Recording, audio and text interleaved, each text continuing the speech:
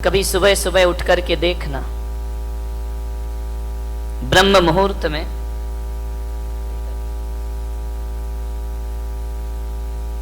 ब्रह्म मुहूर्त कितने बजे होता है? बोलो भाई, 4 बजे शुक्र है। नहीं तो एक जगह मैंने मुंबई में पूछा कि ब्रह्म मुहूर्त कितने बजे होता है, बोले 9 बजे। तो मैंने कहा 9 बजे ब्रह्म मुहूर्त कैसे हो जाएगा? बोले महाराज मुंबई में तो 9 ही बजे होता है। तो मैंने कहा 9 बजे ब्रह्म मुहूर्त, बात समझ में नहीं आती है। उसकी पत्नी बैठी थी बाजू में, मैंने कहा ये क्या बोल रहा कि 9 बजे ब्रह्म मुहूर्त होता है? पत्नी ने कहा महाराज आज तक मैं नहीं समझा पाई इनको कि ब्रह्म मुहूर्त कब होता है।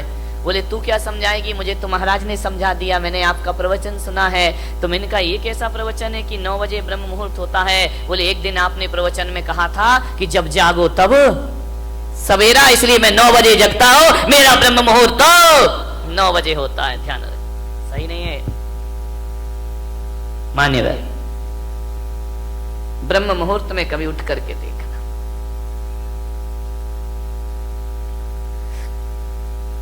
आकाश की तरफ देखोगे, सुबह भी आकाश की लालिमा होती है और सांझ भी आकाश की लालिमा होती है। जब सूरज उगता है तो भी आकाश लाल हो जाता है और जब सूरज डूबता है तो भी आकाश लाल हो जाया करता है। सुबह प्रातःकाल पक्षियों का कलरव सुनाई देता है तो सांझ भी कलरव सुनाई देता है। फर्क कितना होता है कि सुबह की लाली उठाने का काम करती है और शाम की लाली सुलाने का काम किया करती है। और सुबह के पक्षियों का कलरव जो हुआ करता है वह घोंसलों को छोड़कर बाहर निकलने का होता है और शाम का जो कलरव होता है वह घर वापस लौटने का कलरव होता है। ध्यान रखें, सुबह सुबह पक्षी चहचहाते हैं, कलरव करते हैं, आकाश में पंख फैलाते हैं। ऐसा लगता है सुबह सुबह उन्हें देखो कि जैसे बड़े महोत्सव में शामिल होने के लिए जा रहे हो। पक्षियों के जीवन में कितना आनंद है, कितना संगीत है। पक्षियों के जीवन में प्रातःकाल इतना आनंद हुआ करता है, घोंसले से देखता है आकाश में सूरज आया, उषा काल में पंख फैलाकर आकाश में उड़ जाया करता है, मुक्त आकाश का आनंद लिया करता है। कभी देखना जब हवा का झोंका आता है तो एक वृक्ष कितनी मस्ती में झूमा करता है, कितने आनंद में आनंदित हुआ करता है। देखना कभी जिंदगी में विचार करना, नारियल का पेड़ अपनी मस्ती में झूमा करता है और गुलाब का पौधा अपनी मस्ती में जो कितना आनंद है इन वृक्षों में, इन पेड़ पौधों में। कभी देखना पहाड़ से गिरते हुए झरने को, उसके पानी में संगीत है, एक गीत है, एक सुर है। बड़े संगीत के साथ पानी झरना बनकर के धरती पर गिरा करता है, बड़ा आनंद है। कल कल निनाद करती नदी को देखना, कितना आनंद है उस नदी में, अपनी मस्ती में रहती है, अपनी मौज में रहा करती है। चिड़िया आनंदित है, पशु पक्षी आनंदित है।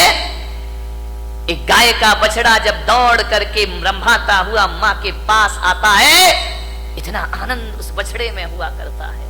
मान्यवर, मैं आपसे निवेदन करने जा रहा हूं कि पेड़ पौधे आनंदित हैं, नदी आनंदित है, तालाब आनंदित है, झरने आनंदित हैं। कितना आनंद है इस संसार में, सुखी सुख है मेरे भाई। विचार करिए आप, प्रकृति का कण कण आनंद में जी रहा है, आसमान आनंदित है।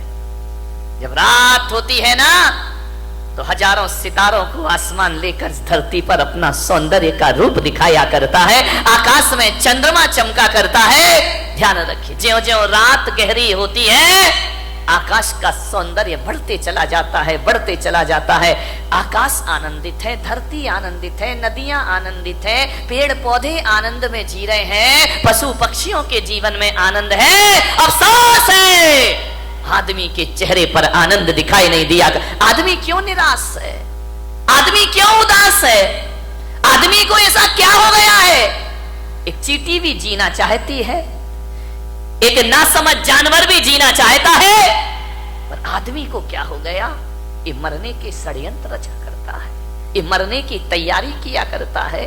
आज तक किसी जानवर के मुख से ना सुना होगा कि हे भगवान हमें उठा ले, लेकिन आदमी के मुख से तो कई बार सुना है कि अब इस जिंदगी को जिया नहीं जाता, हे भगवान मुझे इस जीवन से उठा ले, इस जीवन से मुक्ति दे दे। क्या घट जाता है हमारे जीवन में ऐसा? आदमी मृत्यु के षड्यंत्र क्यों रचता है? ये आदमी अपनी ही हत्या करने के लिए तैयार क्यों है? मान्यवर, अपने ही जीवन से लाचार हो गया ये इंसान, अपने आप का दुश्मन बन गया। अभी तो ये सुना था कि दूसरे दुश्मन हुआ करते हैं, हम ही अपनी जिंदगी के दुश्मन खुद बन करके तैयार हो गए हैं। अपने जीवन से अपने आप को खतरा हो गया। कभी आपने सुना किसी भैंस ने आत्महत्या की हो? सुना? कभी विचार किया है? कभी आपको अखबार में पढ़ने को मिला है कि आज एक भैंस ने गुस्से में आके आत्महत्या कर ली है? कोई जानवर आत्महत्या नहीं करता है।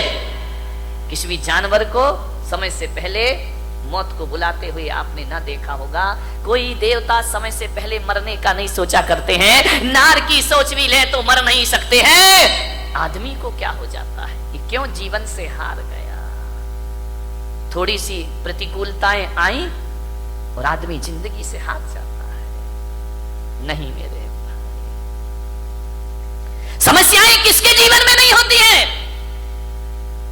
राम के जीवन में समस्या थी, महावीर के जीवन में समस्या थी, कृष्ण के जीवन में समस्याएं थी, जीसस के जीवन में समस्याएं थी, आचार्य शांति सागर के जीवन में समस्याएं थी, आचार्य कुंद कुंद के जीवन में समस्याएं थी। समस्याएं किसके जीवन में नहीं होती है? ऐसा कोई है? समस्याओं से रहित जीवन नहीं होता, ध्यान रखिए। और हकीकत में देखा जाए तो समस्याओं का नाम ही जिंदगी हुआ करता है। आसानी से जिंदगी मिल जाए तो जीने का मजा खत्म हो जाएगा। एक बात बताइए, यदि समस्याएं नहीं हो तो जीने का मजा क्या है?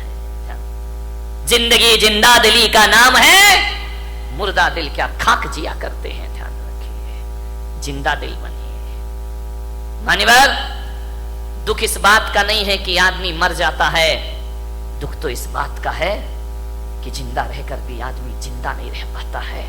वह मरा मरा सा जीवन जीता है, वह मरे हुए सी जिंदगी जिया करता है। विश्वास पैदा करो अपने आप पर, जिंदगी से हार मत मानिए। जिंदगी मिली है, मालूम है ये मानव का तन मिला है।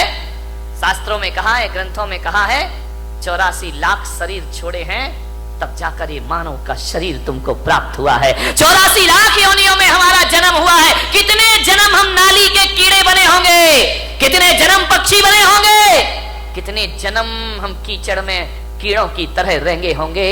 हर जन्म में हमने प्रार्थना की होगी ईश्वर से कि हे ईश्वर एक बार मुझे मनुष्य का चोला प्रदान कर दे, हे ईश्वर एक बार मुझे मनुष्य का तन प्रदान कर दे। इसलिए आत्महत्या करने के लिए नहीं, जिंदगी की अंतिम सांस को पूरी ईमानदारी से जीने का प्रयास करिए। अंतिम सांस भी पूरी जिंदा दिली के साथ जिएंगे। क्यों हार जाता है आदमी? जैसा विचार करिए, सोचना। ऐसे ही नहीं मिल गया मनुष्य का जीवन, बहुत मेहनत की है इसके लिए। मनुष्य का जीवन मिला, ऊंचा कुल मिला, अच्छी खानदान मिली, दिमाग मिला, बुद्धि मिला, शरीर मिला, फिर भी इस जिंदगी से हाथ धोते हो आप। अब तो घबरा के कहते हैं कि मर जाएंगे, अब तो घबरा के कहते हैं कि मर जाएंगे। और मरकर भी घबरा गए तो फिर बताओ अब किधर जाएंगे? दूसरा हमारे पास कोई रास्ता है नहीं। जिंदगी मिली है, अच्छे से जियो, तरीके से जियो, सलीके से जियो। बहुत कम जीवन मिला है, इसे उदासियों में मत गुजारिए। जिंदगी भीख में नहीं मिलती, जिंदगी बढ़ के छीनी जाती है। जिंदगी भीख में नहीं मिलती, जिंदगी बढ़ के छीनी जाती है। अपना हक संग दिल जमाने से छीन पाओ तो कोई बात बने। सर झुकाने से कुछ नहीं होगा, सर उठाओ तो कोई बात बने। पहुंचे करे अश्क अपनी आंखों के, मुस्कुराओ तो कोई बात बने, मुस्कुराओ तो कोई बात बने। उदास मत जियो, जिंदगी को बुरे आनंद के साथ जीने का प्रयास करो। विपत्तियां, संकट, दुख किसके जीवन में नहीं आते? सबके जीवन में आते हैं। मुश्किलें आती हैं, परेशानियां आती हैं, विपरीत वातावरण बनता है, लेकिन जीने की आस मत छोड़िए। जलजले आते हैं, तूफान आते हैं, उड़ीसा में चक्रवात आता है, गुजरात में भूकंप आता है, हजारों लोग बेघर-बार हो जाया करते हैं। लेकिन एक बात ध्यान रखो बारामती वालों, इतने बड़े भीषण आंधी तूफान के बाद, भूकंप के बाद भी जो आदमी जिंदा रहता है वो अपना उजड़ा हुआ आशियाना फिर से बना लिया करता है, वो अपना घर फिर से निर्माण कर लेता। क्या हुआ, जिंदगी कितनी बार छीनेगी, फिर बना सकते हैं। अगर हौसले बुलंद हो तो आंधियों में चिराग जला करते हैं। आज समस्या है बहुत बड़ी, आदमी अपने जीवन का दुश्मन हो गया है, अपनी ही जिंदगी का दुश्मन हो गया ये इंसान। शहरों में बड़े बड़े व्यापारी आत्महत्या कर रहे हैं, महानगरों में व्यापारी आत्महत्या कर रहे हैं, गांव में किसान आत्महत्या कर रहा है, घरों में किशोर आत्महत्या कर रहे हैं, महिलाएं आत्महत्या कर रही हैं। थोड़ा सा निराशा हुई, थोड़ा सा मन का नहीं हुआ, थोड़ा सा प्रतिकूल वातावरण हुआ और आदमी मरने को तैयार है। और एक बात बताओ, बारामती के लोगों से मेरा निवेदन है, इस पंडाल में ऐसा कोई व्यक्ति बैठा है जिसने आज तक आत्महत्या का विचार ना किया हो? है कोई महान आत्मा? मैं दर्शन करना चाहता हूं। एक बार भी पूरी जिंदगी में मरने का विचार नहीं। महिलाओं तुम्हारी तो जय हो पंचम काल की, ये तो इतनी बार मरती हैं लेकिन एक बार भी नहीं मरती है। विचार करिए, सोचना है आपको। बात बात पर आदमी मरने का सोच लेता है। ऐसा कोई नहीं होगा इस दुनिया में जिसने अपने पूरे जीवन में एक बार मरने का ख्याल भी ना लाया हो। मर नहीं सका वो बात अलग है, लेकिन मरने का ख्याल तो सबके भीतर आ जाता है। थोड़ा सा मन का नहीं हुआ, मैं महिलाओं का तो नहीं, यहाँ की महिलाओं की बात नहीं कर रहा हूं।